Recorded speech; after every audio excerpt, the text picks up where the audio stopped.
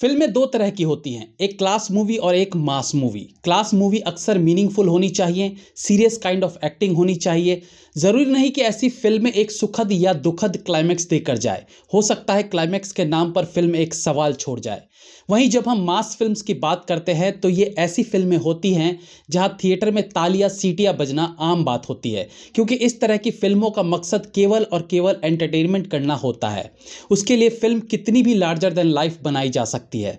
इस तरह की फिल्मों के लॉजिक में घुसकर आपको उंगली करने का हक नहीं रहता और इस तरह की फिल्मों का एक सेटिस्फाइंग क्लाइमैक्स होता है। ज्यादातर ये क्लाइमैक्स हैप्पी एंडिंग के रूप में ही होता है। मास फिल्मों की ऑडियंस का दायरा काफी बड़ा होता है और यही कारण है कि पठान, गदर और जवान जैसी फिल्में बॉक्स ऑफिस पर अच्छा बिजनेस करती हैं।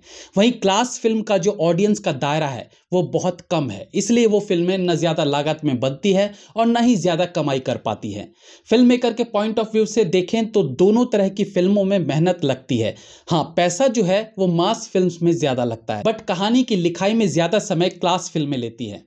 अब इतना सब कुछ बताने के बाद आपको ये तो कंफर्म हो ही गया होगा कि सलमान खान की फिल्म टाइगर 3 एक प्योर मास मूवी है और अब जब इसका ट्रेलर आ चुका है तो इस पर चर्चा भी की जानी चाहिए। ट्रेलर रिव्यू करेंगे टाइगर 3।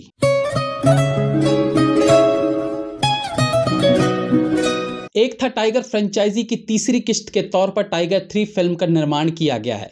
2012 में एक था टाइगर फिल्म रिलीज हुई थी जहां से इस स्पाई फिल्म का आरंभ हुआ था।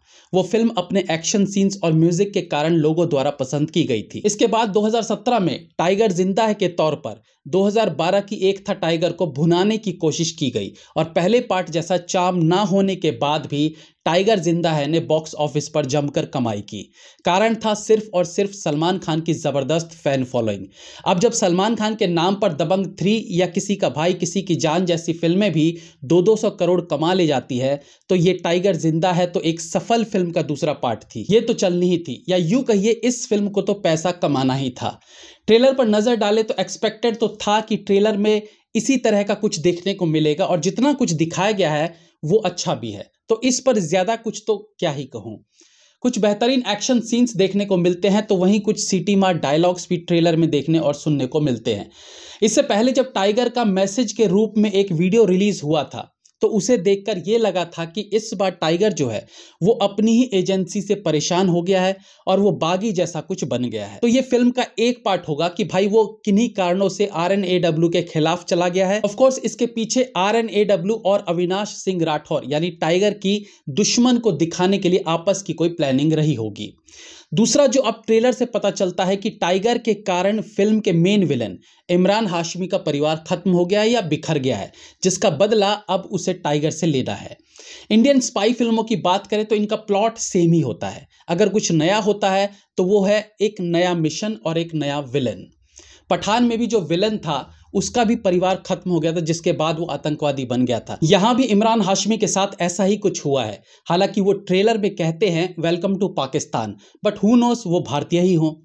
इस फिल्म में ये भी जानने की उत्सुकता थी कि इमरान हाशमी किस तरह के लुक में देखने को मिलेंगे, तो आज उस पर से भी पर्दा उठ गया है। और ये जरूर कहना चाहूंगा कि मिडिल एज मैन के रूप में उन्हें दिखाना एक अच्छा स्टेप था, जहां वो हल्की सी सफेद दाढ़ी और हल्के से सुकड़े हुए स्किन के साथ देखने को मिलते हैं। पठान फिल्म में भी शाहरुख की बॉस के तौर पर डिंपल कपाड़िया देखने को मिली थी, तो इस बार शायद उसी किरदार में रेवती देखने को मिल रही हैं।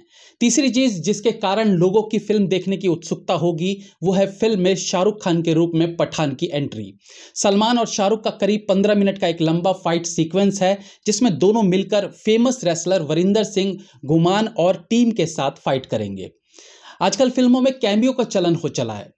ऐसा नहीं है कि कैमियो पहले नहीं हुआ करते थे, ऑफ कोर्स होते थे, लेकिन उस वक्त फिल्म मेकर्स उस कैमियो को प्रमोशन में कैसे भुनाना है उसकी समझ नहीं रखते थे। लेकिन आज ऐसा नहीं है। आज अगर एक बड़ा स्टार फिल्म में कैमियो कर रहा है तो उस चीज को ढंग से प्रमोट किया जाता है ताकि लोगों के पास फिल्म को देखने का एक और रीजन हो। जैसे कि एक बार मैंने पहले भी कहा था कि बचपन में जब हम कॉमिक्स पढ़ते थे तो किसी को सुपर कमांडो ध्रुव पसंद आता था तो किसी को नागराज, किसी को चाचा चौधरी पसंद आता था तो किसी को डोगा। और फिर इन कैरेक्टर्स की भव्यता को देखते हुए इन्हें साथ लेकर कॉमिक्स बनाई जाने लगी, जैसे नागराज और सुपर कमांडो ध्रुव। इससे दोनों के फैंस वो कॉमिक पढ़ने लगते थे। ये सब चीजें हॉलीवुड में तो पहले से हो ही रही थी, लेकिन अब बॉलीवुड में भी देखा जाने लगा है। ट्रेलर में एक्शन सीन्स की भरमार है जो अच्छे भी हैं और होने भी चाहिए, क्योंकि यशराज फिल्म्स की ये सबसे महंगी फिल्म होने वाली है जिसका बजट 200 करोड़ रुपए है। फिल्म में अच्छी बात यह है कि यहाँ फीमेल कैरेक्टर के लिए भी अच्छा खासा स्पेस रखा गया है। पहली फिल्म से लेकर अब ये तीसरे पार्ट तक में कैटरीना कैफ से सिर्फ गाने नहीं गवाए गए हैं, बल्कि उन्हें one of the most important character के तौर पर फिल्म में दिखाया भी गया है। अब क्योंकि कैटरीना एक ISI एजेंट दिखाई गई थी पिछली फिल्म में, तो जाहिर बात है उनके हिस्से कुछ बेहतरीन एक्शन सीन्स तो आने ही थे और इस बार के टाइगर 3 में भी वो एक्शन सीन्स में इन्वॉल्व दिख रही हैं। हालांकि वो टॉवल वाला सीन बेफिजूल लग रहा है, बट हु नोस किस सिचुएशन में वो सीन फिल्म में देखने को मिलेगा। तो वेट कीजिए फिल्म के रिलीज होने का, जो कि 12 नवंबर को थिएटर में आएगी। Have a nice day.